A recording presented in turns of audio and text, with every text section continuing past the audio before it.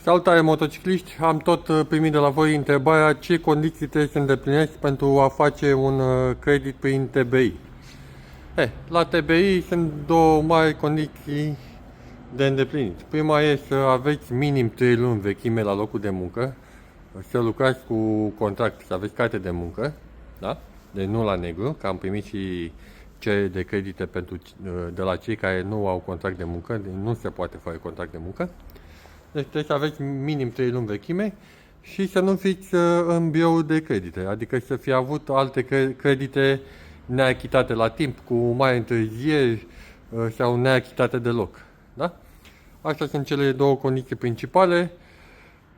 Pentru militari e puțin mai special în sensul că mai trebuie completată o declarație pe proprie răspundere, dar pentru situații speciale și lămuriri suplimentare vă stăm la dispoziție. Ce ar fi bine să mai știți este că la noi pe site se pot face rate online. Adică la tot ce vrei să cumpări de la noi din magazin, că e vorba de echipament, că e o valoare mai mică, 1000 de lei, 500 de lei, o motocicletă, un scooter sau un ATV, puteți face credit online prin TBI. Nu neapărat online, se poate face și în magazin, dar online e mult mai simplu.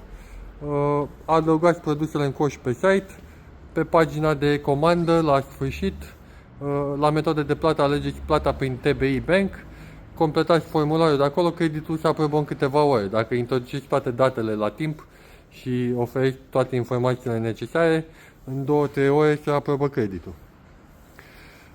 Pentru cei care au comentat că la TBI este dobânda foarte mare, am două sfaturi pentru voi ca să nu plătiți o dobândă foarte mare. Este să limitați perioada de creditare, adică să nu faceți credit pe 5 ani și să faceți undeva, să alegeți undeva la 2 sau 3 ani pentru a evita dobânda foarte mare.